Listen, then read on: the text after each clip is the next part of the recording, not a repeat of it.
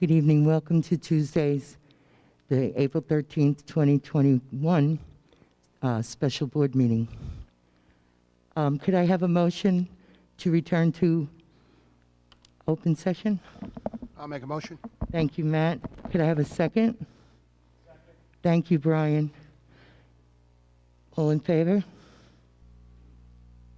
Resolution passes. Would you please stand for the pledge? After the pledge, you please stay standing while we do a moment of silence for Kerry Strumsky. I pledge allegiance to the republic which stands one nation under God, with liberty and justice for all.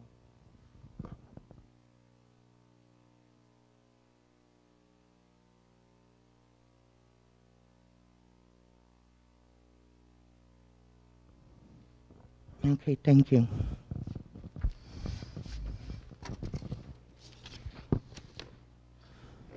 Before we go into the superintendent's report, I just want to say that tonight, you're going to see and hear a lot of things that the majority of the board just were told on Friday of what was going on, because we just learned we got the money.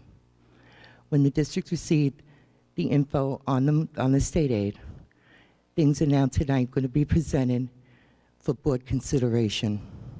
There will be things that were taken out because of COVID and contingency, and new things that were on the wish list of many for a lot of years.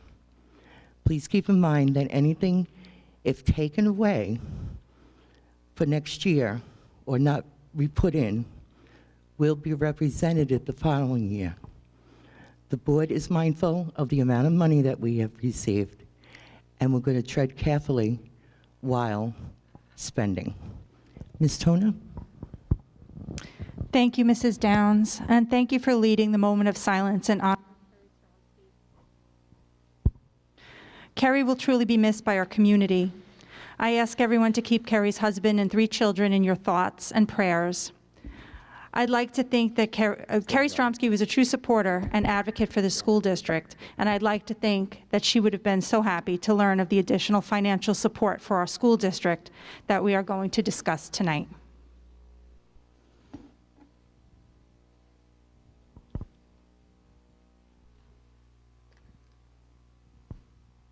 So I am excited for this conversation tonight, because for the first time in recent memory, we actually have the financial resources to fund programs that our students deserve. So let's get started. So here you see our agenda for this evening and our board goals. And we always like to take a look at the goals to remind us of what guides us in our conversations regarding the budget. So when we last met a few weeks ago, we had a spending plan that detailed the academic supports and other supports for students in the district, as well as supports for the district itself, and how to emerge from contingency, how to emerge from a contingent budget. Those 3 presentations included administrative recommendations, and that plan included a shortfall of approximately $5 million. And we knew at the time of the last presentation that we were waiting for our state aid runs, and we were hopeful that we were going to get an increase. So that original plan, including that shortfall, we were looking at going to the voters with a maximum of a 1.47% tax levy. So since we last met, the state legislature met and they enacted a state aid package that increased Riverhead's state aid by over 42%, one of the largest increases across New York State. So obviously, we were hopeful and pleasantly surprised when this was enacted. So at this point, we're looking at a spending plan that allows us to add additional items into what we had proposed a few weeks ago in order to restore things that were taken away during contingent budget and take a look at some items that we've been talking about for the past few years that would help our students succeed. Also, since we last met, we learned that the federal government is providing additional resources to school districts.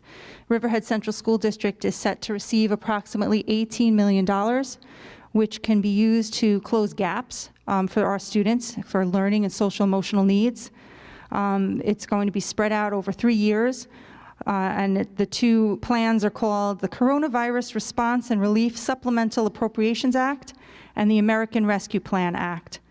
We don't know exactly what the parameters are for spending at this time. We're supposed to get that information by the end of this month. But like I mentioned, the main purpose is to close gaps because we know that our students lost so much in the past year, and we want to bring them up to speed and beyond.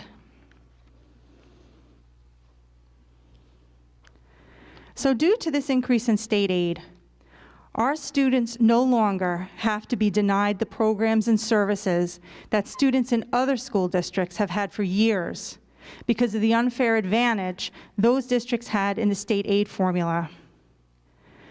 For the past several years, we've been talking about foundation aid. There have been efforts to advocate for increased foundation aid for this school district. Recently, Mr. Schneider and I met with our local legislators, Assemblyman Fred Thiel, Senator Anthony Palumbo, and Assemblywoman Jody Giglio.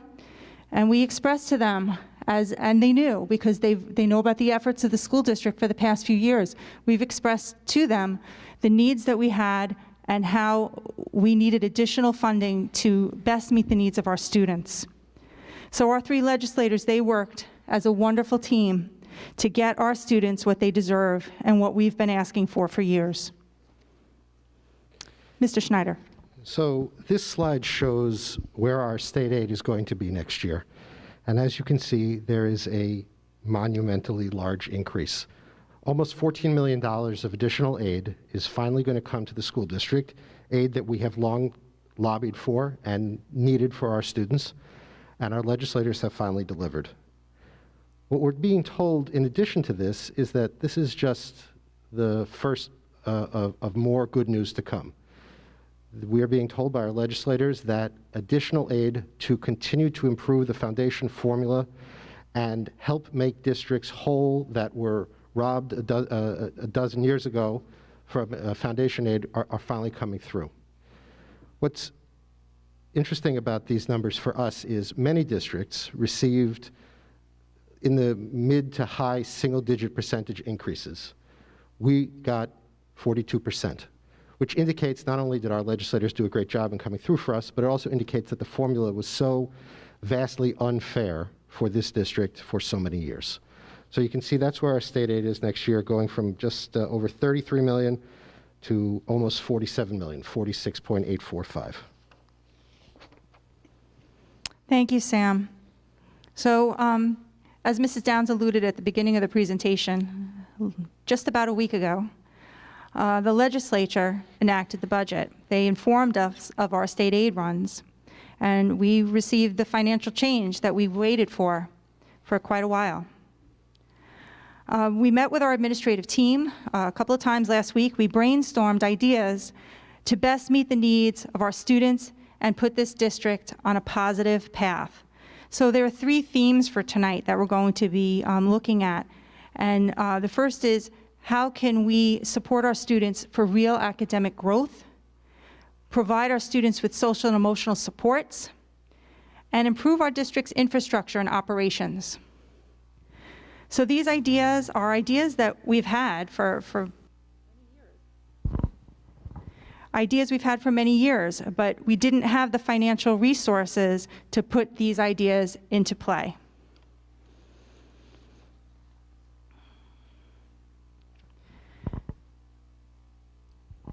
So with the idea in mind of building a budget with items that we haven't been able to consider in the past, we put together a couple of charts to share with you tonight for your consideration. So first item on this chart is an additional world language teacher. And that's to offer an additional world language beyond French and Spanish. At a recent board meeting, the Board of Education suggested maybe we could look at American Sign Language. Chinese Mandarin came up as a possibility. We currently have a survey that's going out to parents of 6th grade students because they did make their foreign language choices a few months ago. Would there be interest in a different language? So we are looking at the possibility of adding an additional world language offering, and that would be for our 7th grade students at the middle school, and then we can also provide some electives at the high school. We also have suggested an art teacher and a business teacher to increase the breadth and the depth of those programs at the middle school and high school. Business, we have 1 teacher now. We'd like to grow that program. We're proud of the work that we've done at the high school with business, and we are anticipating growth there. I'm going to skip a few and go down to elementary health and physical education. So currently, our elementary students receive health from, they receive it in the classroom, they receive some lessons, but they get formalized health from a certified health teacher in middle school and again in high school. But we'd like to help them establish healthy lifestyles earlier. And that would allow us, with the help of an additional health teacher, 3 health teachers spread out amongst the K-6 buildings that would also be certified in physical education, we'd be able to support our students with healthy lifestyles. We've talked about English as a new language teacher, that we need additional teachers across our K-12 schools to better meet the needs and support our English language learners. And then, despite the pandemic, we need to support our students, their social emotional needs, and adding guidance counselors, psychologists, and social workers whose work complements each other, that would be a strong force to support our students in success. So if we go back, we have on the list door monitors and school greeters. If we had 3 additional, we'd be able to ensure that every school had a door monitor, which would free up our guards so that they can do other supports in the building as security guards would. And then we have a couple of administrative positions here. So we're suggesting 2 deans of students, 1 at the high school, 1 at the middle school, to support discipline, restorative practices, positive behavior interventions, and a director of instructional technology. That would be an administrative certificated person that could bridge the gap between data and instruction, support our teachers with professional development, promote best practices, and additional administrators would be able to free our principals and assistant principals up so that they can better engage in academic development and sharing of best practices with their teachers, with their staffs. So in addition to those positions, we're also recommending several items, materials, equipment in the budget that we wanted you to take a look at. The first is an appropriation for additional classroom furniture to begin the gradual replacement of our more classic pieces of furniture in our classroom. We're also looking for additional appropriations for instructional materials that are needed for each classroom for the teachers. In the custodial operation, we're looking for additional appropriations to replace some of our older vacuums and floor scrubbers so we can work more efficiently. We are looking to increase the number of musical instruments that we have so we can better put musical instruments into the hands of students and make them accessible, make those instruments accessible to students who are interested. We have a number of older photocopiers in the district that are harder and harder to repair. We would like to see those replaced. We would like to do some work on the Pulaski main office. Pulaski main office is the oldest untouched main office that we have. We're looking to replace the floor, the furniture, do some painting in there. So we're looking for an appropriation for that. And security cameras. We want to increase the number of cameras that we can replace in next year's budget and also add some additional cameras in some of our areas where our coverage, or camera coverage, is not as robust as we'd like it to be. Now, we'll just take a pause for 1 second to just point out something else that you're going to see in the budget that we haven't seen before. We are responsible for the education of students who are incarcerated at the Suffolk County Correctional Facility here in Riverhead. So the way that that works is the state gives money to the district. We keep a small portion of that money, and the rest of it is passed along to BOCES for something they call the Incarcerated Youth Education Program. They oversee the education there. We've always accounted for that transaction, that pass-through, in our special aid fund. Under guidance from the state comptroller and from our auditors, we are being told that needs to go through our general fund budget. So when you look at the general fund budget line by line, you're going to see offsetting appropriation in the expenditure budget. It's line 2330, 49100 jail. That's going to be a new line in next year's budget. And you'll see a corresponding offset revenue on the revenue side of things. It's budget neutral, but we just wanted to make the board and the public aware that we need to change our accounting for the jail ed program. So to summarize a little bit from our last few presentations at recent meetings, we had items that were covered in those previous presentations, but in the interest of transparency, it bears a review now. So some of the items that were originally proposed in prior presentations include restoring all programs that were eliminated due to contingency, which includes restoring all athletics, fall, winter, spring, extracurricular activities, all music programs, also restoring some administrative positions that were eliminated, including the high school assistant principal and the assistant PPS director, as well as some maintenance and custodial positions across the district. So these positions are needed for the optimum running of our programs. And then on the rest of the slide, you could see some other summaries of staffing support for overtime and substitute teachers. We're looking to restore those lines. So this is the total proposed expenditure budget that we have laid out for you here this evening. $159.4 million. Again, that large increase we are able to afford because of the very large increase in state aid.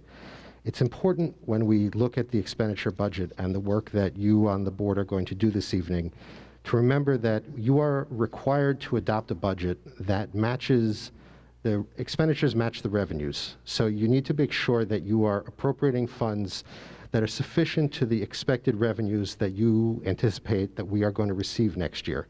I know that there have been some questions about whether any money can be appropriated into reserves. The answer is not in the budgetary process. And so it's important to make sure that you design an expenditure budget that is equal to the expected revenues. So let's turn the page and talk about revenues, and we'll start off with the use of reserves. Obviously, we have made use of our reserves in recent years in order to help close revenue gaps that we have. And we're recommending that we keep the appropriations out of the reserve funds the same next year as they are this year. We're recommending that for two reasons. The first is that the board has always been very aggressive in making sure its reserves are funded, but the reserves are intended, they're set up to be used. So to just put the money in them and then not take any money out is not in line with the intended purpose of why we are holding this money. The other reason why we're looking to have a flat use of the reserves equal to this year is we want to avoid, in this whole process, peaks and valleys. We've talked about this before, that when you do municipal budgeting, you don't want to go up too much, you don't want to go down too much. Now, we have a curveball this year because we've received an incredible increase in our state aid, and we need to make an adjustment for that. But in terms of other items that are within our control, particularly use of appropriated fund balance, use of our other reserves, we want to be very careful. My recommendation to you is to be very careful to avoid sharp peaks, sharp valleys. And so holding steady on that is what we're recommending. So when we look at property taxes, typically the district asks the community through the tax levy to support the revenue. So this year, with such an increase in state aid, the board may wish to adopt a budget that carries less than the permissible tax levy increase, or even adopt a budget with a decrease in the tax levy. So that's not something that we would typically recommend, but it is something, given the circumstances this year, that we feel comfortable allowing the board, saying you can consider that. That's something that's definitely an option. All right, so here's the revenue budget. So let's talk about these columns here. So the column on the left, the one that's in blue, represents this year's revenue budget. The next column over, the one that's in green, represents the revenue that we would need to support the budget that we've presented to you in several earlier slides. It carries no increase in the property tax. The property tax is flat. Now, we need to remember that the property taxes also do not increase in the current year's budget. So that would be 2 years in a row you can go to the community with no property tax increase. Now, there may be an appetite on the board to actually deliver a property tax decrease, which is words I never, under the previous idea of state aid, words I never thought I would say in a public board meeting, but you can, if you wish, adopt a property tax decrease. So we're showing you there what it would look like if you wanted to decrease property taxes by $100,000. We would have to reduce the expenditure budget.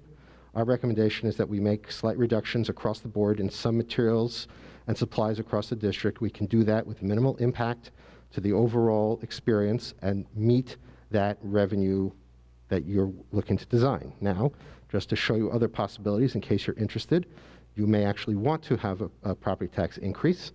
That represents the next two columns, the orange and we're calling that blue or fuchsia, where you can see the orange represents if you went out with a 1% tax increase, and the column all the way on the right represents if you went out with a maximum tax increase. With both of those columns, you would need to add additional programs into the expenditure budget in order to make your expenditure budget match your anticipated revenues. And just to reiterate, that green column is the 0%, and all of the items that we've presented tonight, as well as the past several budget presentations, are all included in a 0% tax increase as of right now. So on the other side, we have federal money, approximately $18 million to be spent over 3 years through the American Rescue Plan Act. And I mentioned earlier in the meeting, we don't have all of the specific parameters on how that's going to be allocated yet, but we expect that in the next couple of weeks. So again, we're looking to address learning loss, and we know that our students have suffered the past year, and many of them are going to need additional supports. We also want to be able to enrich students that need enrichment.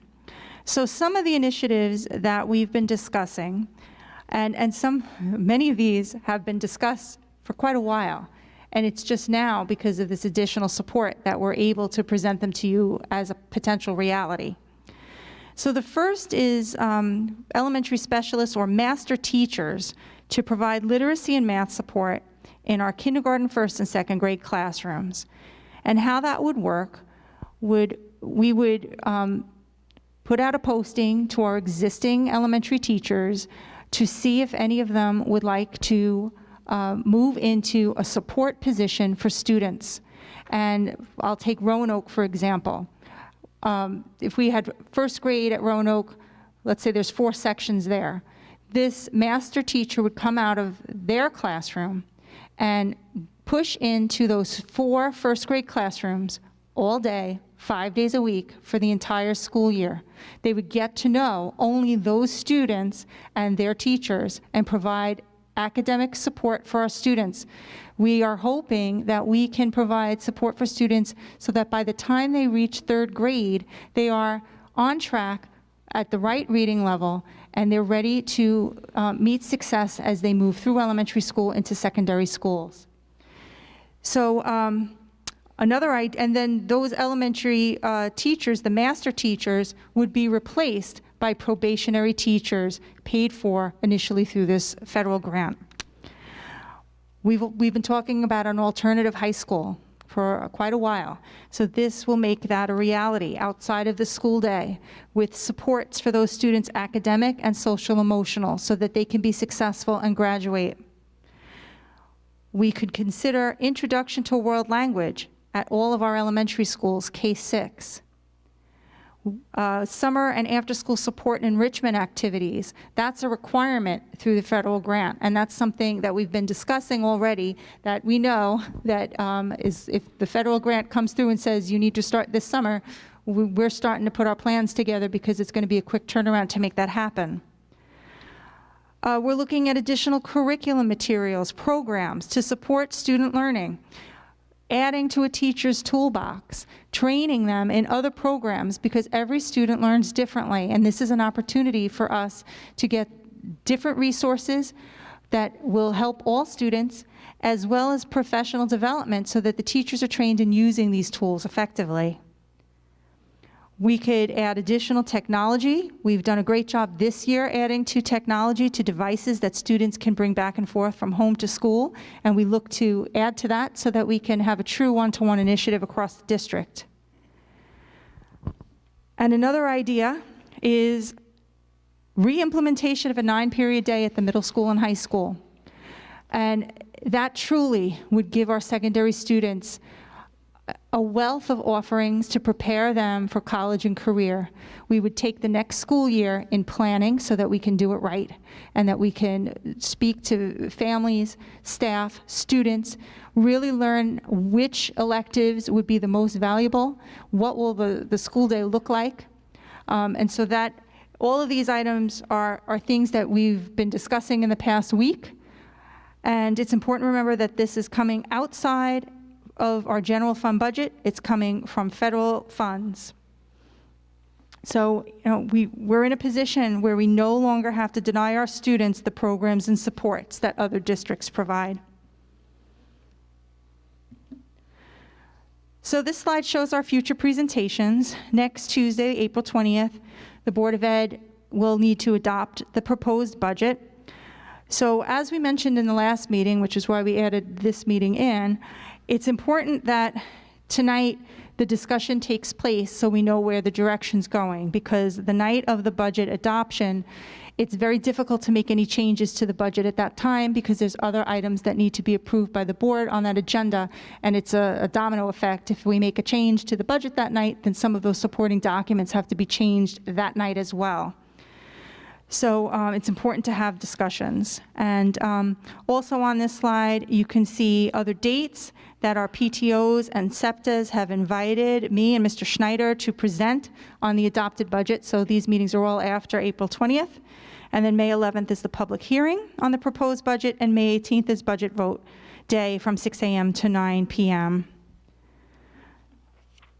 So thank you, and feel free to ask us questions, give us comments. We welcome your feedback. I have a question, Mr. Schneider. Last board meeting, the majority of the board voted down oven that was supposed to be put up for a proposition because they did not want the proposition. Mm-hmm. However, but through telephone conversations, I have learned that they want to outright buy it. Is there a way that we can outright buy it without putting it up as a proposition? Certainly. It's a piece of equipment. It's not a capital project per se.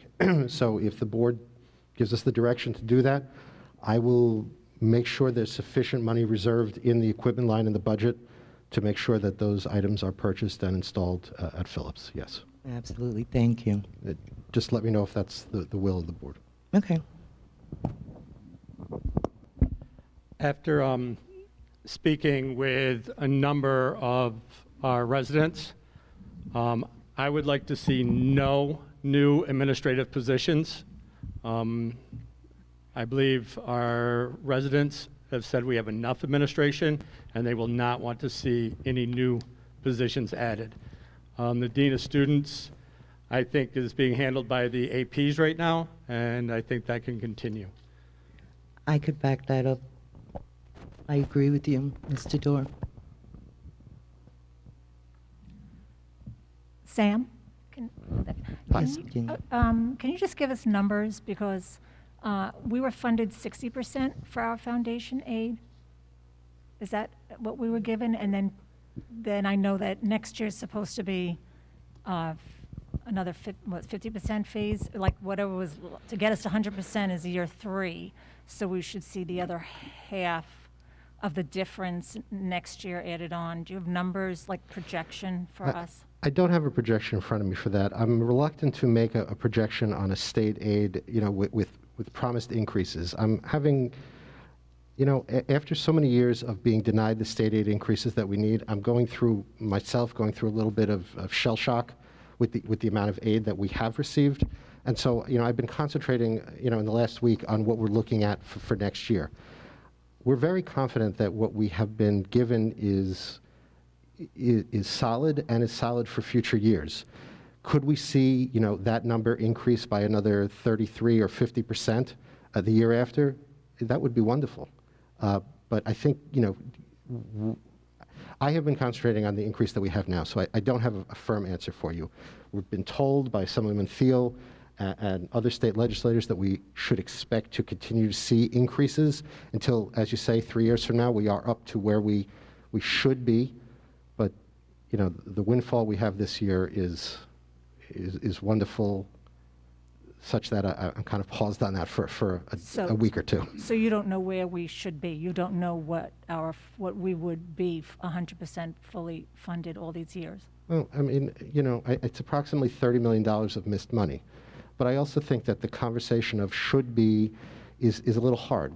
There was, when you say should have been, I think it's a point of, that was the intention when the original formula was concocted by the state legislature in 2008. But there was never any contractual guarantee to the district that it was going to happen. So I do think that, we were owed approximately $30 million of additional funding. But I think should is a word that I like to stay away from, because it's not like we have a legal standing to press that case. I think we have an equity standing to press that case, to say our children deserve better, our students deserve better.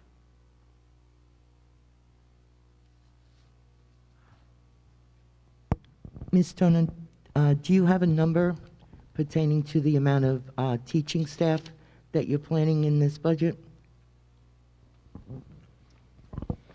It was approximately 30. Right, Mr. Schneider, is that where we were? Well, let's go to that slide here, if you don't mind. But that's the general fund, then we had an additional from the federal. Right, I mean, if we stay focused on the general fund, this is the... No, you're talking about, I'm not talking about the general fund. The general fund, I thought you were talking federal money. Not what's coming from the... federal or both? Just general? No. In this budget, we do not have the stimulus money. Correct. Correct. So I'm not questioning those staff members that you got planned.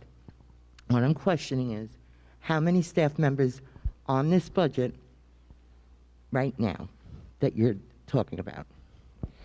There's 434 members of the RCFA right now. This plan that you see on the slide here would bring an additional 28 teachers to the district, which, if I do my math right, is up to 462 teachers, give or take. Does that include the elementary master teachers? No, because Okay. that is not part of the general fund budget. Thank you. Any other board members? I just want to ask about the, so whenever we're dealing with any of the federal, it's going to be in a special aid fund, and when it comes to any of their hires through that will be charged off, like their retirement, their health insurance benefit. How is that going to be handled? The general way that we have worked federal funds to this point for simplicity in the accounting purposes is that we have charged their benefits to the general fund and charged their salaries to the federal fund. We certainly can pursue other additions. The general fund budget that you see here is designed with those 30 additional positions as if everybody is going to take family health insurance. Now, we know that that's not going to happen, but we just don't know exactly where that's not going to happen. So we have to plan for the most expensive possible scenario because we have to contractually be able to cover that. So if we were to get, for example, a number of younger people who may still be covered on their parents' insurance, or they're not married, so they're on single coverage, that frees up additional money in the general fund budget that we would be able to fund the health insurance costs for teachers who were hired through this American Recovery Act money.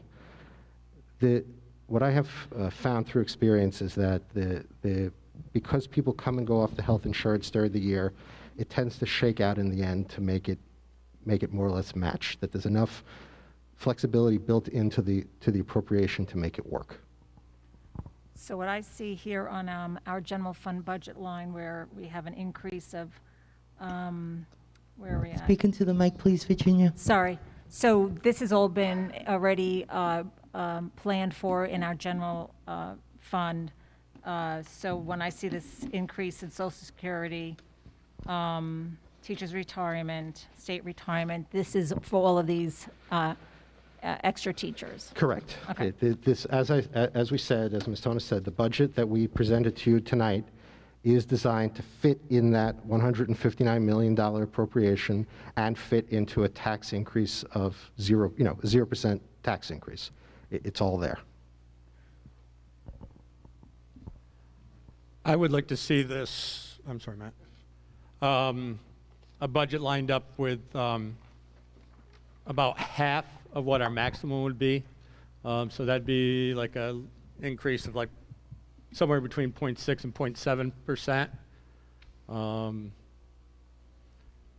where it'd be fair for our taxpayers plus allow us to put in what we want to put in. I personally would like the 0%.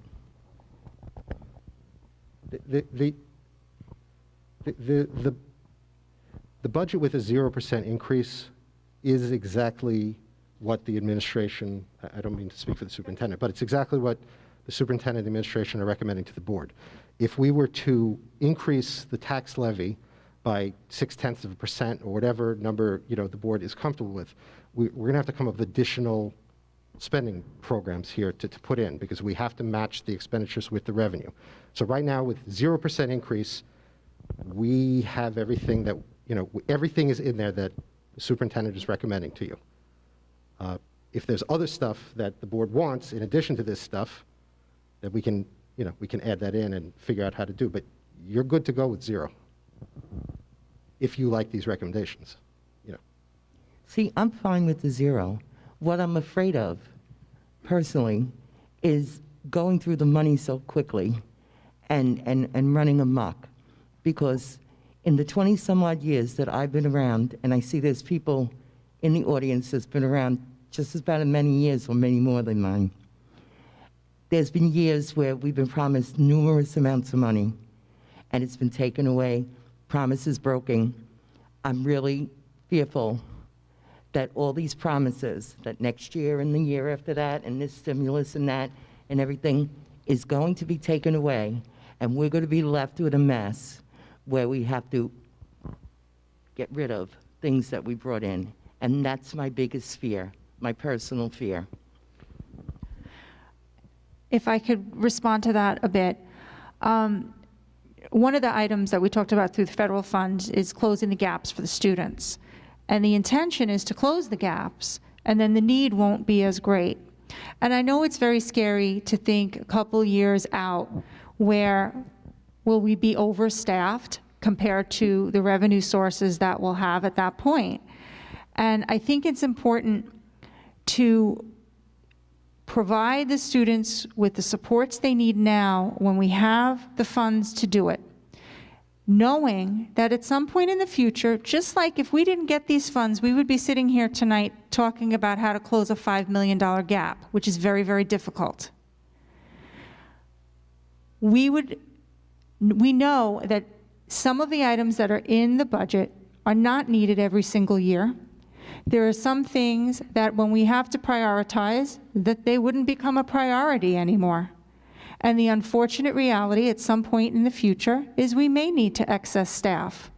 But we'll deal with that when that time comes. And I think the opportunity is now to provide the students what they need right now, being mindful, and trust me, when we've spent every available minute since last Wednesday morning when we came in and got to dig into this reality, We want to provide what's best for the students now, and we will make adjustments as needed.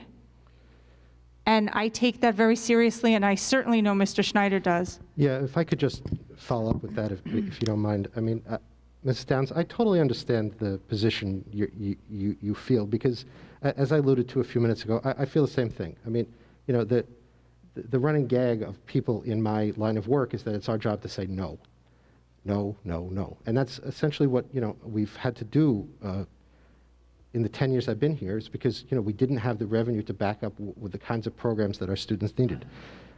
This year's a yes. It's just very unusual. It's a very unusual position to be in. And I totally recognize what you're saying, Mrs. Downs, about how, you know, we've heard promises in the past, but this is the state legislature's enacted budget. They're not going to enact a budget that they don't have the revenue to back up now. Now, turning back to what Mrs. Healy talked about a few minutes ago, I don't know what they're going to do next year. I assume, you know, that they're going to continue to increase our state aid.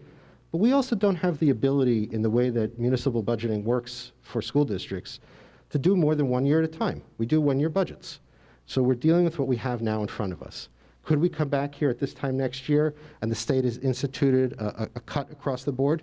Yes. But that cut across the board is going to be a lot less to us going down than going up. Don't forget, part of the fix here was they fixed the formula to get us back what we should have been getting that other districts on Long Island were getting that we weren't, right? So when they cut the state aid, if they have a decrease in revenue, they're not going to cut it and say, let's go back to the old formula and have Riverhead down at the bottom again. They're going to make it equal cuts across the board in proportion. So I feel confident saying that even if there's a down, the down is not going to be as hard, the down is not going to be as jarring as this up was. So I understand what you're saying. So what you're saying is, if they take money away, we're still going to be ahead of where we were before we got the windfall. That's yes. the intention, and that's what Assemblyman Thiel said to me on the phone after this. We spoke last week, and he said, you know, the plan is to increase the foundation aid up fully over 3 years. So, you know, Mrs. Healy, you said, you know, how much more? Basically, it's supposed to be 60% this year, 20%, 20%. But if there's a hiccup in the state's budgeting, if we don't get that foundation aid increase and we get some state aid increase, it's still more than what we have now, because typically we get state aid increases of some kind. And there's room in the budget to prioritize differently if we have to make cuts in a year. We also know that the federal formula is for 3 years, and that $18 million over 3 years, that's a lot of money. And we still, that's in addition to our consolidated title grant, our school improvement grant money, My Brother's Keeper. So all of those funds are still in play on the table for us. It's an incredible safety valve that we've been given. And you know, when we're sitting here at this point next year, having, you know, these conversations next year, we'll obviously know where where we're going to end up, and we're going to have a clearer picture about what's left over, so we can have conversations at that point about what's left over from next year's fund balance to go into reserves to plan for the eventual down, because there eventually will be a down. There's ups and downs in economies all the time. So although we can't appropriate into reserves now, when we have these conversations next year, leading into the last board meeting in June, when the board traditionally appropriates money, excess fund balance, into reserves, there will be something left, and we'll be able to plan for the out years when the state may not be as generous to us. Any other board members have anything to say? Yes, I have something. Mr. Dora brought up no new administrators to be hired. I agree with that. But under the budget summary, it says to restore the assistant high school principal and the director of PPS. I'm in favor of doing those. I don't know what the board's consensus is on that, but I just wanted to bring that up. Anybody else? I think Chris. What I meant is no new. We can restore what we've lost, but no new, like the 2 dean of students and the director of instructional technology. No new, just restore what we had. I could agree with that. So that we're clear on the direction.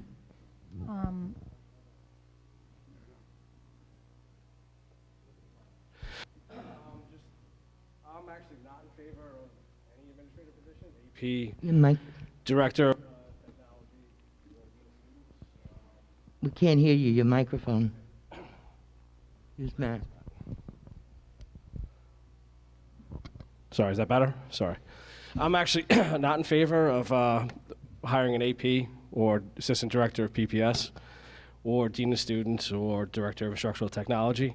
I'd rather see that money spent on our guidance, our school psychologists, and our social workers. I feel, especially coming out of this pandemic, I'll allude to Mr. Wallace had said the other day that we have one school psychologist per every 856 kids.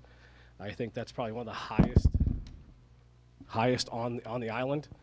I feel that's a better direction that we can go into, and then we can revisit if we need to fill those positions down the road. But Yeah, I agree, Mr. Connolly, that those positions are needed. We do have 2 guidance counselors, 4 psychologists, and 4 social workers in this current budget.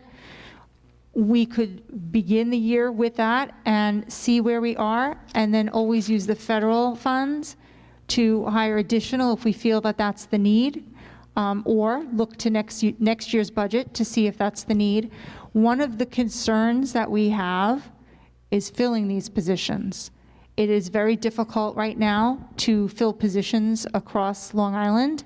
And now we're in a position where other districts are getting federal funds as well. They're getting slight upticks in state aid, but not like ours. And we're all going to be competing for the same individuals. So that's something that we've already had conversations about timeline and trying to get postings out once the budget is adopted so that we could start the process. But yes, Mr. Connolly, we certainly recognize the strong need for those support positions. And Ms. Tono, where are those psychologists and social workers going to go? We'll decide based on the needs of the buildings. They may be split between buildings. I think we need to look at, once the CSE review cycle is done, to see first where are identified students that need support from social workers, psychologists, what it says on their IEPs, and figure that out from there, and then look at the student ratios based on need. So it will be equitably distributed, those positions. The guidance counselor, we're looking at 1 at the high school and 1 at Pulaski Street. Any other board members before we set it out to the public? Yep, just one more thing. The oven, I don't know if this is the place to make a motion to purchase that for the approximately 16,000 or no? No, I don't think, I mean, I'll defer to your counsel, but I don't think you need a motion. I think it's just, if it's the consensus of the board that I make sure there's appropriation in the budget for that, Right. it'll happen. Okay, no, I just want to make sure everybody's on board to Right, yeah. purchase it, and then, Mr. Wallace, the idea is, I believe, as I heard Mr. Schneider discuss it, is that's something that you would be putting into your budget for the 21-22 school year, not something you'd be looking to purchase right now. okay, very good, thank you. Right. If the voters choose to approve the budget, we'll issue the purchase order the next week. Okay, so I know that, to back up what you were saying before, the State School Board Association shared their position with the school boards, pretty much warning us about, that this was a positive result, but it's not the first time the state statutorily committed to fully funding the foundation aid formula, and the history where it was frozen and then eliminated. So they wanted us to use to be cautious. So with that, thinking if this is the most that we see, and how we're going to sustain this. I'm just questioning, we don't have a strategic plan in place, and so I just wanted to proceed a little conservatively, because when we do hire, like we said, all these administrative staffs, and if you're looking to, hire, health teachers and so forth and so on, I mean, this might be it. So, I just know that, I didn't see anything in here about what are we going to do about the crowding at the high school, like getting our, what kind of money is going to be set aside for that. I see also that you wanted to look to buy classroom equipment. Couldn't that be bought through the stimulus money? And maybe we could spend, I just know things that were lost over the years, like we had music at the elementary level. Speech teachers have not been increased at all.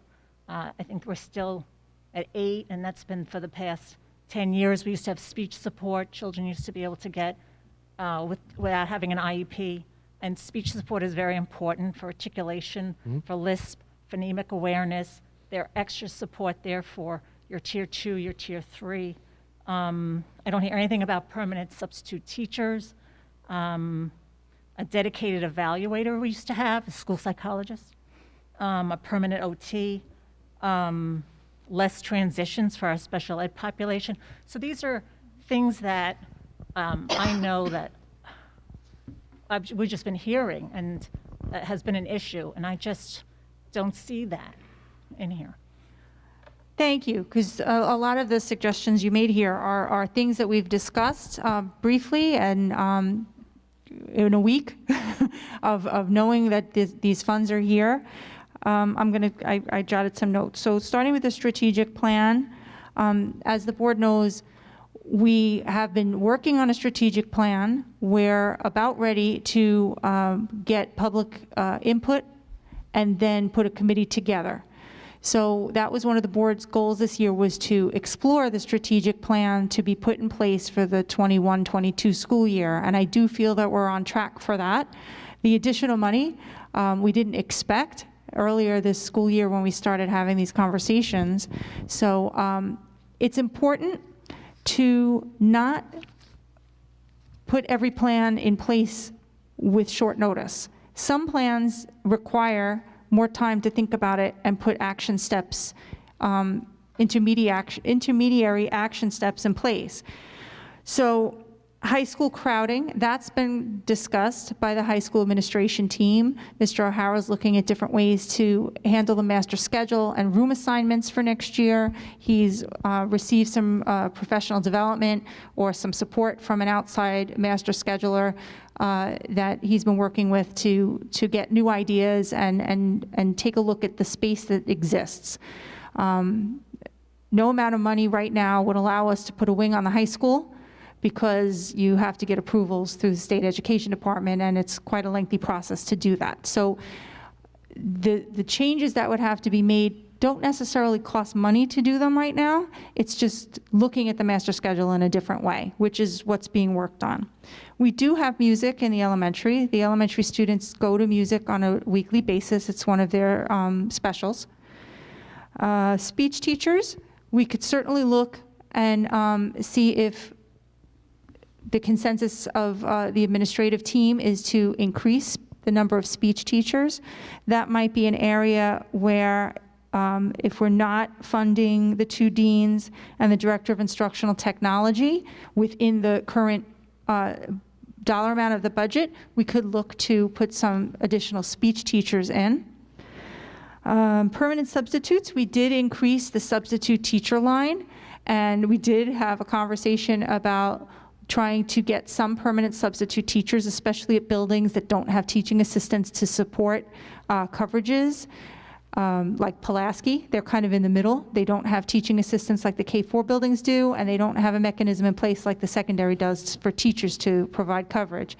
But at the same time, when we talk about substitute teachers, and I keep looking over to Dr. Kerner, we laugh because we have so much trouble getting substitute teachers. So if we can get them, But we if you budget offered it. them, a permanent position, substitute. that with the benefit, I mean, that just, it's, Yes, but the more other piece to enticing. that is if they work more than 29 hours a week, we have to afford health benefits. So most districts Well- limit, they'll work 2 days, 3 days, so that but the I'm health. saying that's would be part of it, is, because that's what they used to have, and they would get the help, and that's what made Right. them be in the, We could certainly look at that.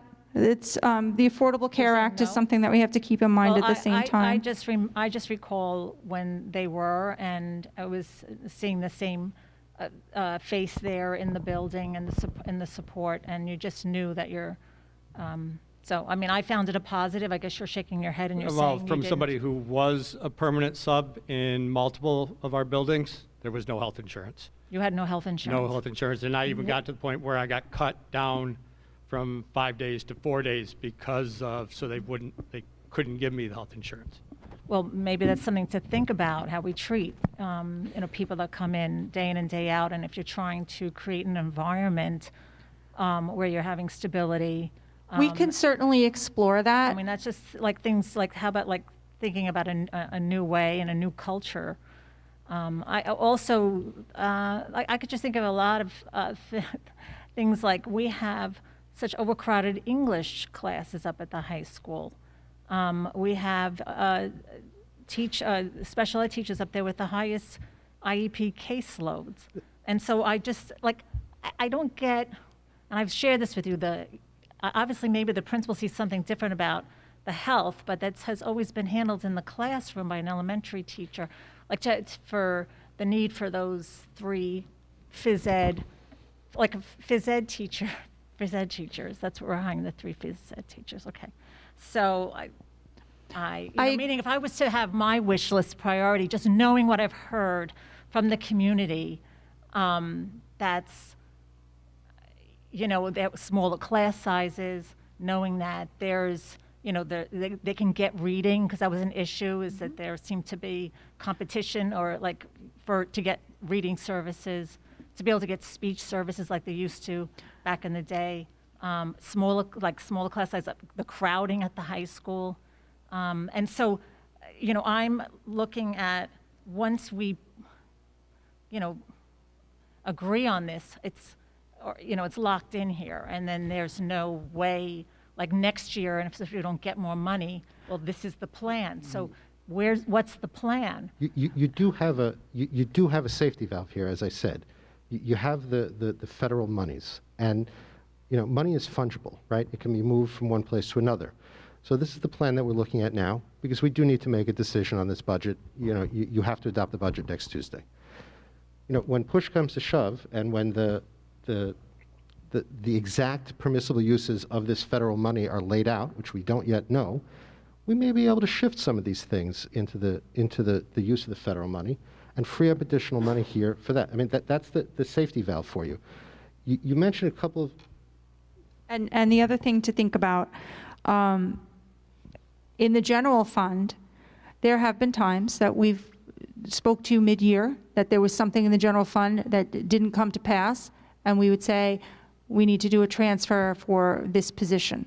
So that doesn't come off the table. When we need positions, if we get an increase in enrollment someplace and we need additional teachers, we are able to take care of that as we would in any other year. Going back to the special education, that is something that we will absolutely look at, and I shared with the board that that is an item on the strategic plan. It's not something that we could take care of in a week when CSC meetings, annual reviews are already underway. It's something that we need to take the time this summer and in the fall and come up with that plan of what that could look like a year from now.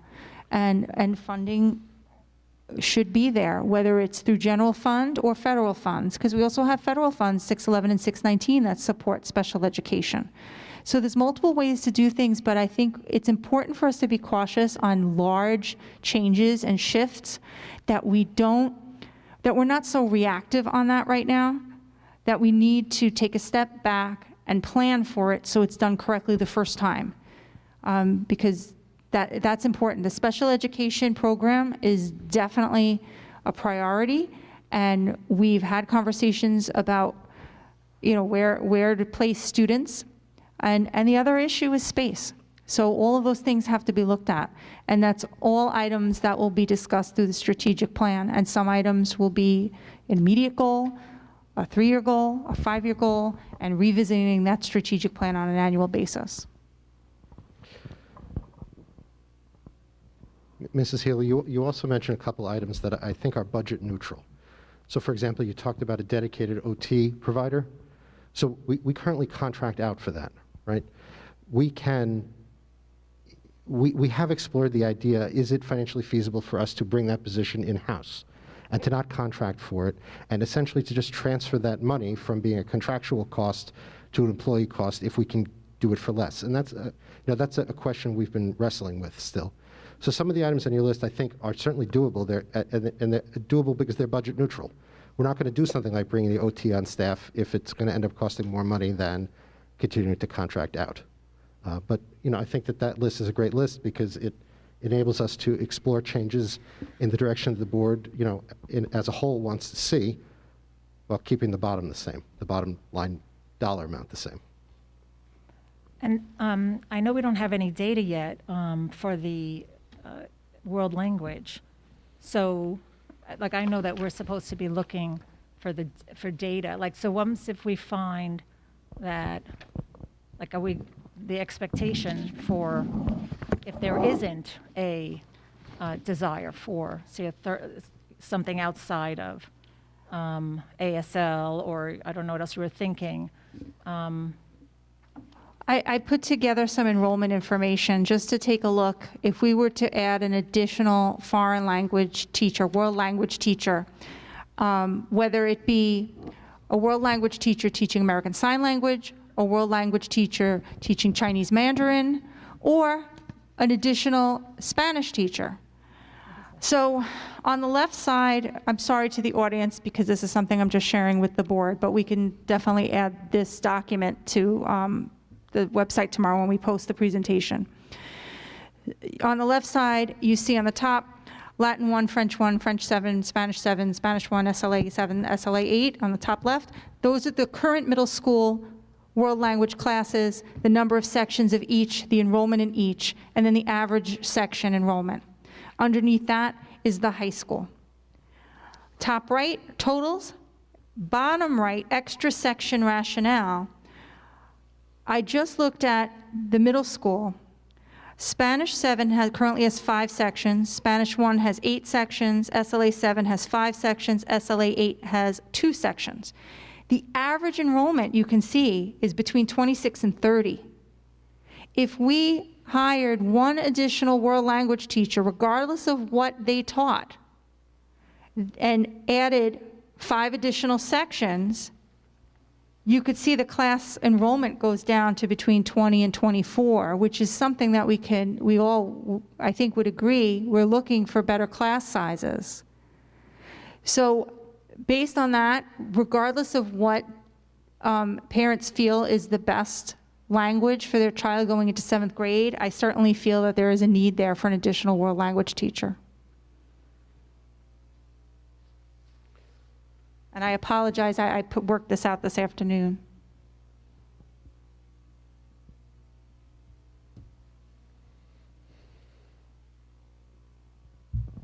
Any other board members?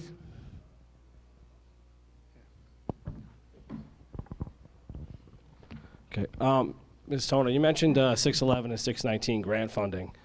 A large percentage of those two funds fund salaries, and I know that is something purpose of those grants is to do.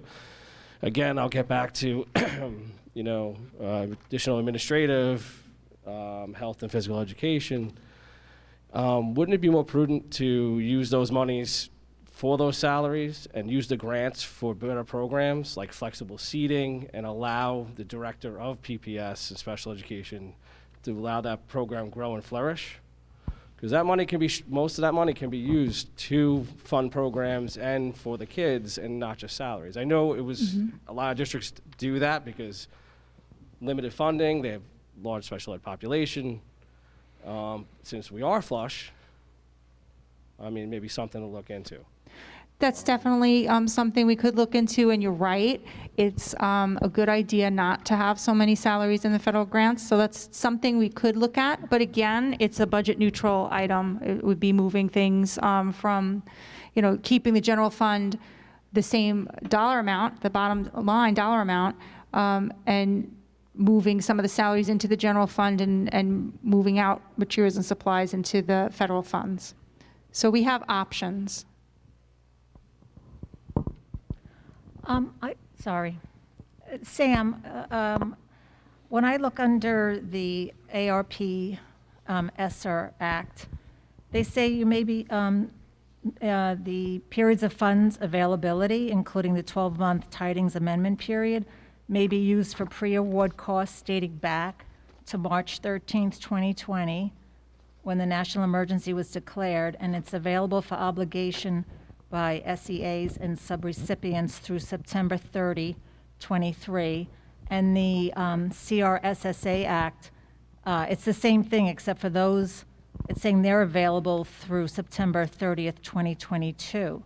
So are we allowed to then take some of the money that we had expended, be able to like charge it back or something? Is there any way So to? basically create a journal entry to free up appropriation from this year and charge it off on the grant that was intended for future years as a way of freeing up additional money this year? That's what I'm asking. Certainly a possibility. Before I commit to doing that, I'd want to see the fine print. And I also would like to have a chat with obviously with our auditors, but also other districts to see, if that's something that people are doing.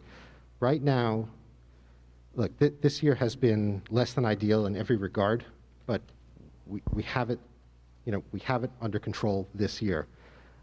I don't want to mortgage the future for something that we have under control right now. But it's certainly something we can take a look at as, if we wanted to generate some savings as a journal entry of way of bringing additional fund balance. And if I could just back up to one point, Mrs. Healy, you talked about speech teachers. We did hire a 0.8 speech teacher back in October of this year.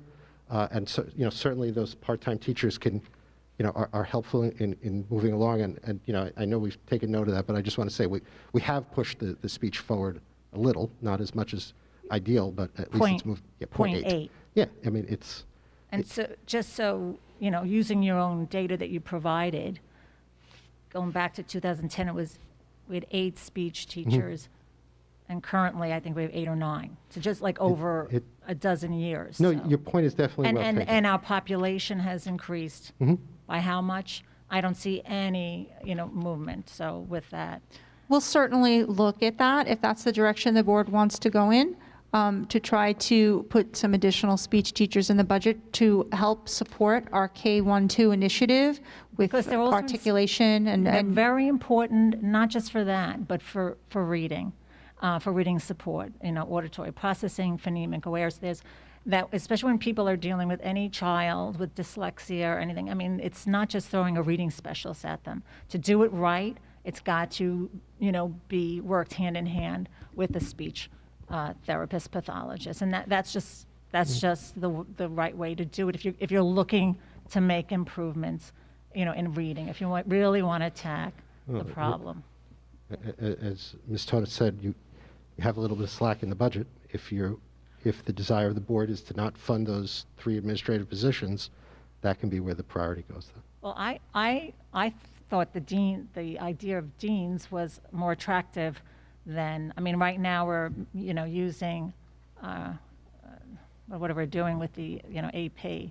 So but you see, I would like a plan, especially for special ed. And my experience for the past 12 to 20 years, especially the 12 years with 2 special ed children and being involved with SEPTA, we've had a director, we've had 2 assistant special ed directors. So I would like the data. I would like to know what difference that's going to make, because we've already had a state audit. We're cited by the state. So before I'm going to invest, because I would rather have the money going to people that work with the children. So you'll have to convince me by showing me a plan for me to say yes to that position. no, I understand that. And I think by the assistant PPS director, the immediate plan is to free up the special ed director so that she can work on a long-term plan for special education with myself and Dr. Kerner, and putting a committee together and putting our heads together and coming up with a plan. So what did all of those other directors do for the past 20 years? I can't speak for That's what I'm that. saying. But I do know. It's just very frustrating. I understand. I understand. And that's a commitment. So until you figure out the two E&L directors, the two this directors and so forth, to commit that amount of money, when I don't see it going to the children, I can't commit. How does the rest of the board feel, so we know what direction to move in? I just want to thank Mrs. Healy for saying that. I'm following her lead with that. I'm open next year. Just show me a plan that is going to work, and that you're committed to funding so that you take care of these kids. Exactly. There's Thank many you. of us that are spending a lot of money on private tutoring and everything else to get them what they need. And there's so many. Every time I look at what I'm doing, I know there's somebody else that can't afford it or doesn't even know what to do for their child. Thank you. You're absolutely 100% correct, Virginia. I stand with Virginia. So to know what direction we're going in, I need to know, are we including an assistant PPS director in the budget or not? Because that assistant PPS director is going to assist with the chairing of meetings, and the goal of that is to alleviate some time for the director to work on a plan and make improvements. She is in her first year as a director. I would love to give her the support that she needs to see if she can make some changes with our support. How does the board feel about that? Please speak up. I believe that we should bring back what we had before COVID, the assistant principal and the PPS. And just so everybody remembers, we're not even bringing back the STEM director that once used to be. So, I believe that we should bring those back because they are needed. To do what? Like I just said, what was the result? So It was a different person that was leading the department at the time. So we've had other PPS directors. We have a new PPS director who is in year one. So we need to provide her with the support. We need to free up some of her time so that she can enact change. If we don't give her the support, we're still, it's a circle. We're just going in circles. Again, I said I'll bring back what we took away, but absolutely no new administrators. Rather take that salary and put it to people that work with the children. We don't need any more administrators. Oh my God, I'm torn. I just know that I would like to see what the plan is. A plan is definitely needed. Right. On I a mean, lot of this and I stuff. want to know, so what, and what is this assistant, say, special ed director is going to bring that we have all psychologists now chairing the meeting, which have done in other districts. We're hiring 4 more psychologists.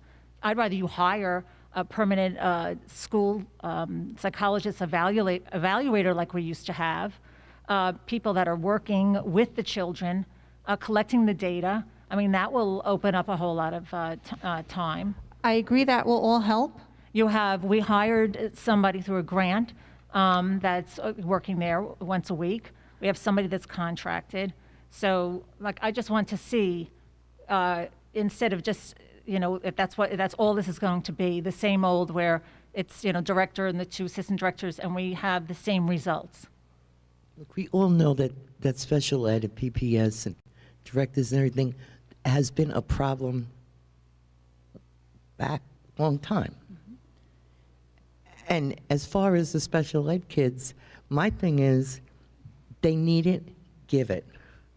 You got to do what you got to do. And if we have to hire somebody, then do so.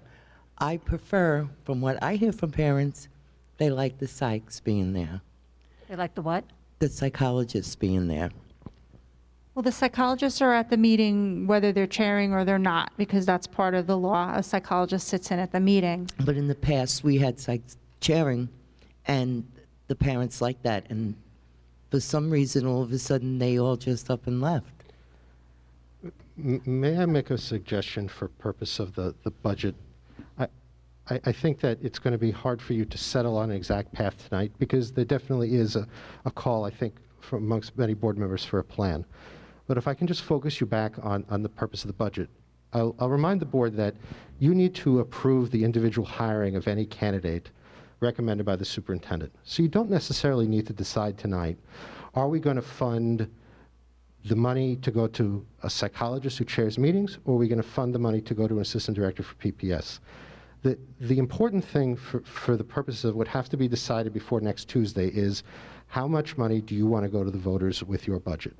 And so maybe the best solution, if I may jump in, is to give Ms. Tona, time to continue to develop that strategic plan she talked about, and that's something that you can revisit later in the year. If you focus on the overall number, as I said, the money's fungible. So if you're comfortable, if you're comfortable moving forward in a budget that goes forward with a flat tax levy, that certainly has flexibility to be able to hire the psychologists or the assistant director or whatever parameter you come up with Christine when the time comes.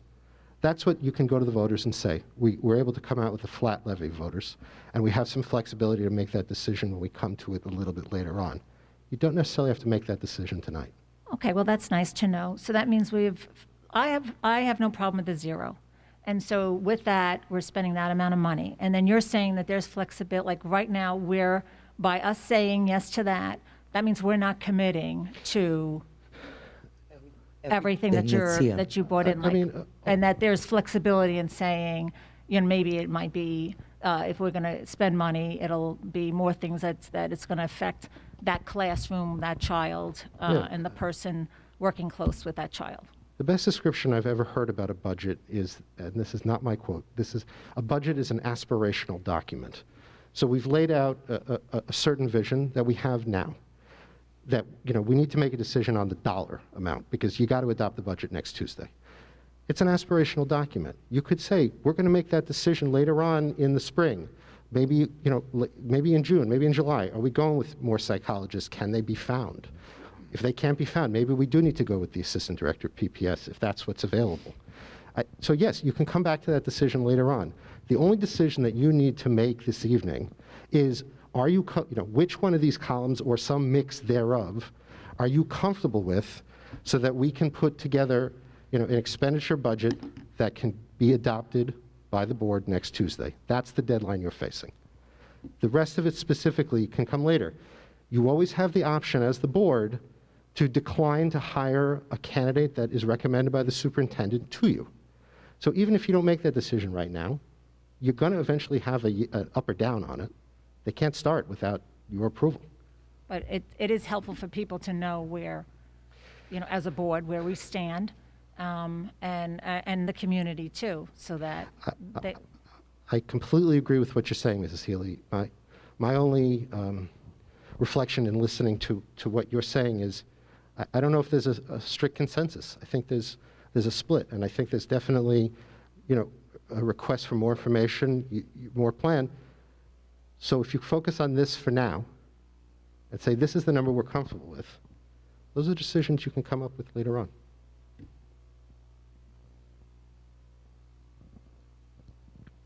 Anyone else?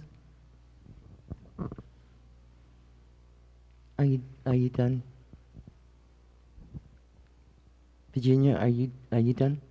Yes, as long as I've heard it clear that I am not tied into any of these suggestions, but I will agree to the gray, the 159, 0% increase.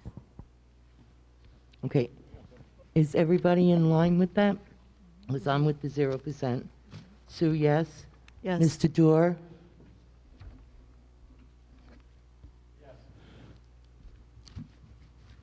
Yes. Mr. Matt? Yes. Therese? Yes. It's official.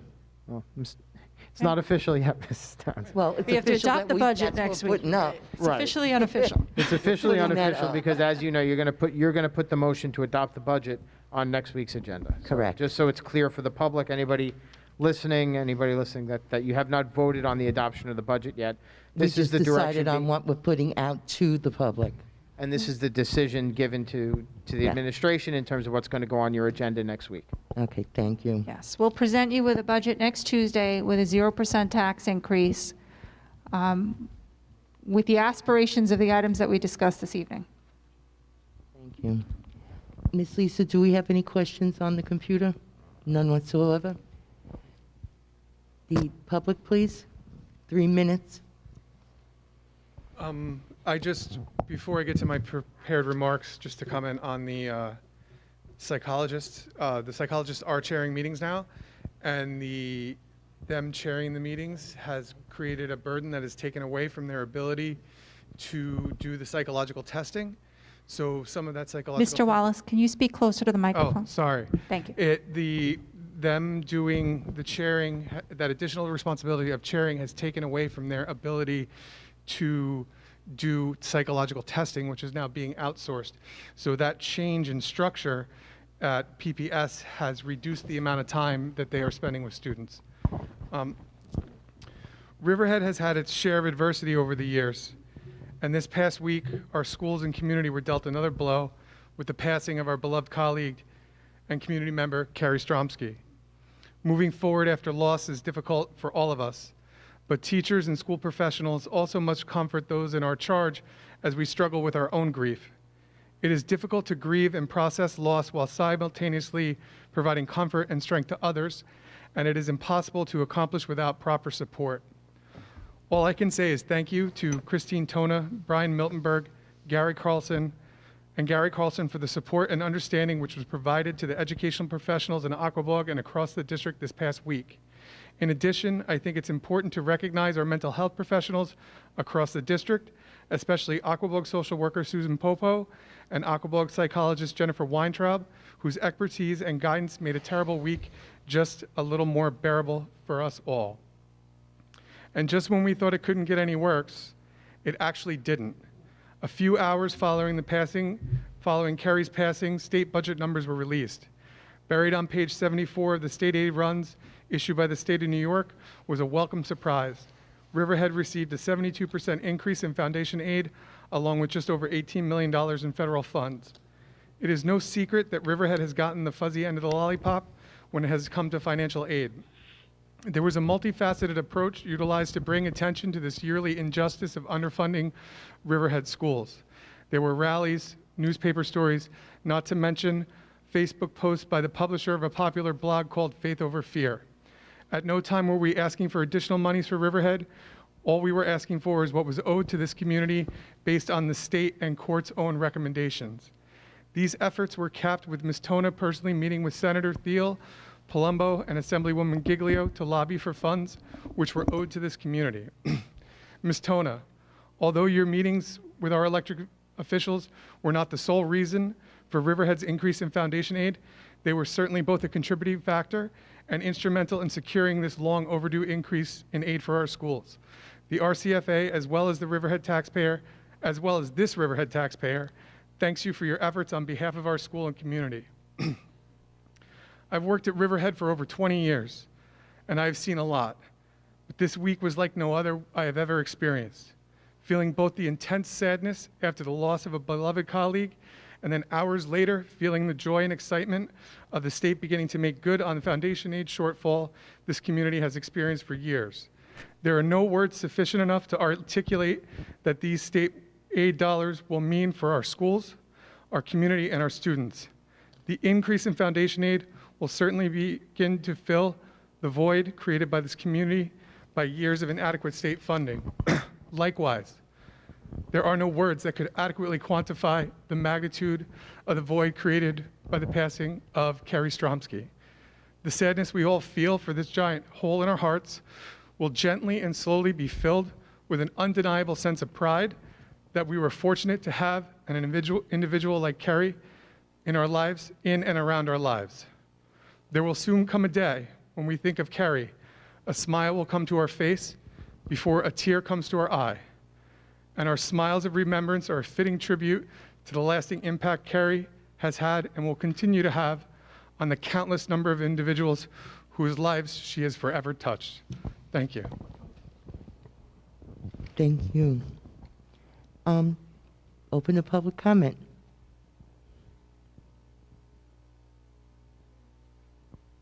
Your name and your township, please. Katrina Kaplinka, Flanders. I'm actually the PTO president from Phillips Avenue. So, as we know, the proposal to be added to the budget was denied last week, and sitting here listening, I understand that if the budget passes, that we will get the upgrades that we've requested in the amount of $16,000. I'm still confused on why we're not going to go the route of using the cafeteria capital reserve fund. I'll explain. I'm sorry?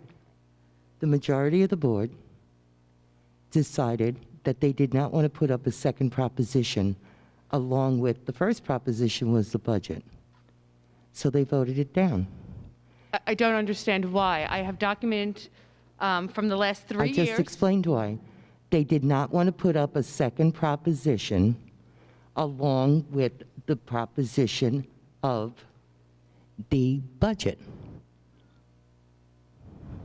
But the That's money the reason. is in. Nobody wanted to not buy or get that oven. We all wanted it. It's not an oven. We but did that's not. fine. It's exactly what the reason why 4 of us turned it down. It's the God's honest truth. Did not want to put up a second proposition next to the first proposition. That's exactly what happened. And then we went and we asked, and I asked it publicly tonight. I already knew what the answer was going to be, if we could outright buy it. So I'm sorry if you're upset, but either way, I'm not upset. I'm confused on there's a separate fund for this purpose. So if the budget does not pass, then the upgrades will not be done. And frankly, my son is moving out of Phillips next year, so it's not going to affect him in the least. I'm thinking of the future. I'm thinking of the children that are food insecure, that have to stand online for countless minutes to get a hot meal. If the money is in our fund that has $200,000 plus, why aren't we using it? I understand that we want to get these kids their education and their sports, but a hot meal in a timely fashion is more important than not academics, I'm sorry, is more important than the sports that we are so bent on getting.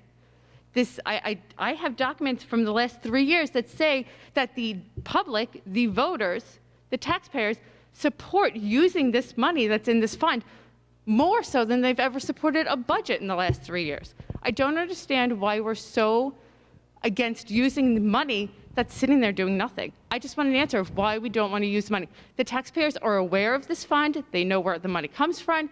They know that it doesn't hinge on the money that they're paying into their taxes. I'm a taxpayer. I want to know why we're not using the money that's already there. That's it. I just told you. It's not a good enough reason. How about that? I'm sorry, but that was the thoughts of the majority of the board that night. I can't give you any other thought because that's exactly what they were thinking. Okay. Madam President? Go. Go ahead, Madam President, if I Yes. may. Unfortunately, I voted no. My basic reason is I feel that originally it was almost $160,000 redo for that entire kitchen. And I would love to see that. And then it came back to us for a $16,500 redo, and that's all we needed to do. So I would personally wanted more research. I would love to do the whole entire kitchen. I feel like we're at a point now with everything in our district that if it's not broke, if it can be done and we can make it happen and we can do less with more, I think that's kind of where we're at. It's not an indictment on any different school. It wasn't an indictment on anything on the children, on a hot meal. It's well-fed, well-rested, just social and emotional well-being is probably one of the biggest things I scream from the mountaintops. The biggest issue I had is, yes, putting it on the second part of the budget, but I also feel like that money that we have in that reserve we have the unknowns due to the pandemic, due to anything else that may arise that may have a bigger need, that's in dire need, that might be broken and need to be fixed. That's where I was coming from with it. I hope that helps. It's not a, I would love to see Phillips or any other kitchen be, all of them remodeled and redone. It's just not feasible. Most of them did get the upgrades that were required. Now, we at Phillips serve the most hot meals out of any school in this district. That should be a consideration. We are the busiest kitchen in the district. That should be a major. It was 100% consideration. I'm sorry? It's still can be done. It's still gonna It get will be done if the budget passes. If the budget does not pass, it will not get done. This is where my problem is. You can get done through federal money. Right. The money is sitting there. Is it being spent now? You can't move that money around in the district to other funds. So it's got to be used for a cafeteria. If this cafeteria is known to be in need, why don't we? I understand how the fund works. Thank you. I do understand. Okay, so I don't understand why it's not being taken out of this money so that we guarantee that these kids get a hot meal in a timely fashion. Excuse me, but your 3 minutes is up. I'm well aware of that. Thank you. Next, please.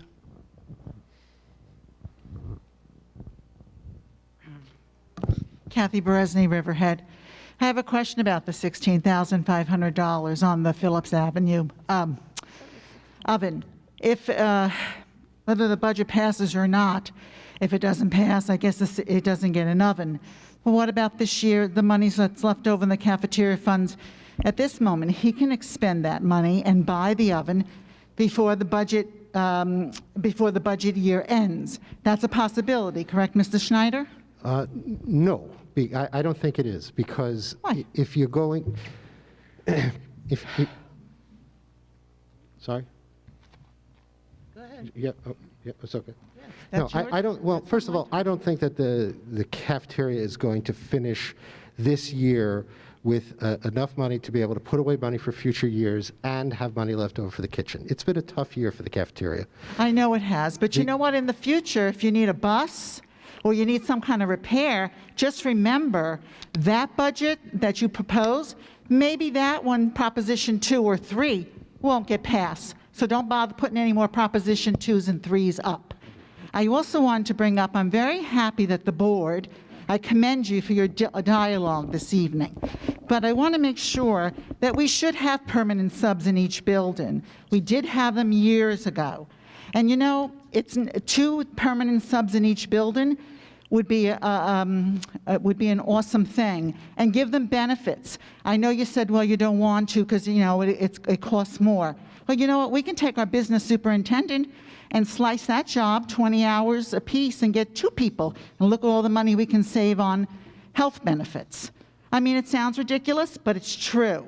I mean, you're damned if you do and you're damned if you don't. But I'm just saying, that's just my thought. And we had, Mrs. Downs, you're right, we did have all this stuff.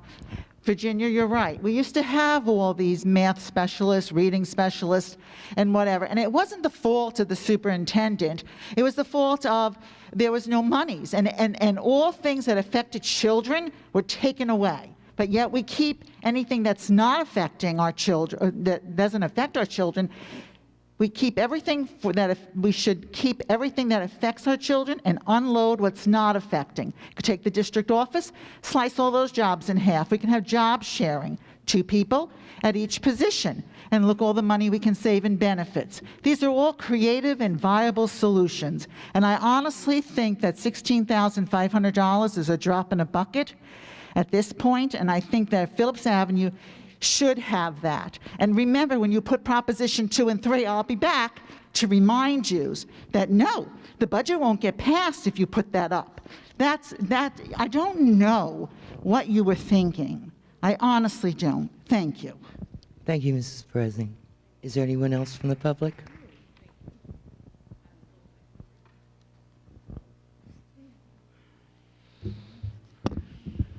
Good evening, Yolanda Thompson, Bating Hollow. Could you please speak closer to the microphone? Put them. Put the mask down? You Did can it pull come? it down. Okay. Bear with me too. I'm also utilizing some closed captioning on a device up here. The entire meeting, I was not able to hear or barely understood one word that was said that was going on up there because of the fact that I am hard of hearing. You should all know this by now. I've said this for over 10 years at every board meeting. It's now virtually impossible for me to understand even more so what people are saying with the faces covered up. I can't even imagine how the students and the teachers are doing this in school with masks and face shields on top of the mask. Is this something that the board discussed and took into consideration, the communication piece, the communication issue? I mean, this is something that I can speak to firsthand. It's virtually impossible to understand what people are saying with their faces covered up. Seeing the mouth, seeing the face is part of communication.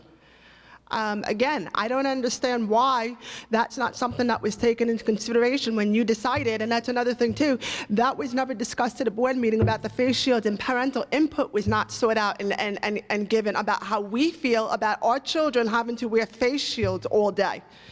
Have any of you ever worn a face shield for an extended amount of time? Maybe in some of you in your job. I was a home health aide. I had to wear a mask. Let me tell you something. That 2 hours was brutal in a mask. I cannot imagine how students have to sit all day in a hot face shield that is probably reflecting the light and probably reflecting the heat. It's probably also breeding germs as well. And there are many parents that have been upset about this.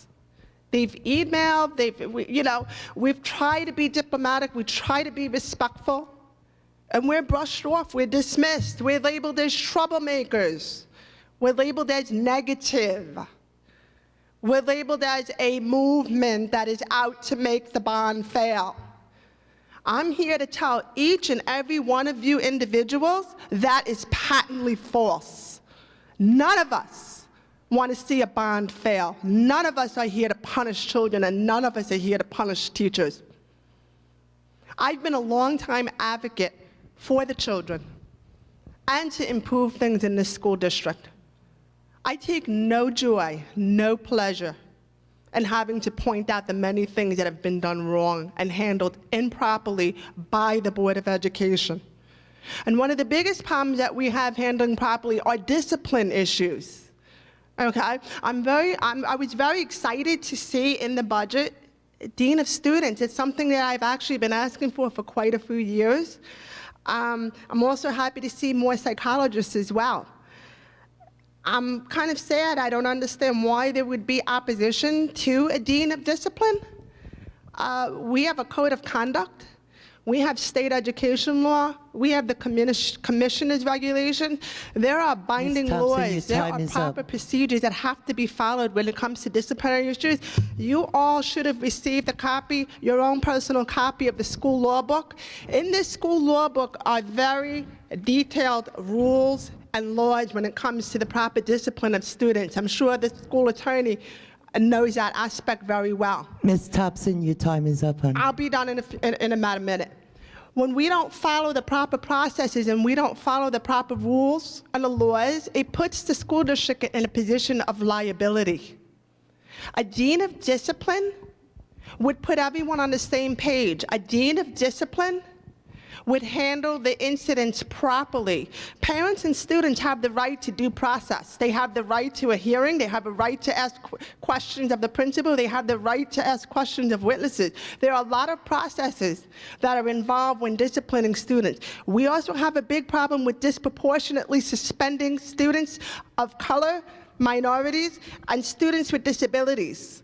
We need someone that comes in and does things the right way and follows the laws and puts everyone on the same page and treats everyone with respect and dignity. Now, I ask that you please reconsider that and please see the value and the importance of having a dean of discipline. And getting quickly to the school psychologist Ms. Thompson, issue. please, your time is up, honey. I'm just going to wrap it up with the school psychologist. We need more school psychologists. You have two buildings right now, Roanoke and Phillips Avenue Elementary School, that are sharing one psychologist. You have the two buildings in this school district that have the highest need, highest level of poverty, ELL, English language learners, free and reduced lunch, and you have these two buildings sharing one psychologist between the two of them, we're going to have more issues when the schools open back up with children with trauma from the pandemic and from other issues. This is something that is very important. It needs to be considered and it needs to be corrected. I was appalled when I found out that those two buildings are sharing one psychologist. Thank you. Thank you for your time. Thank you, Ms. Thompson.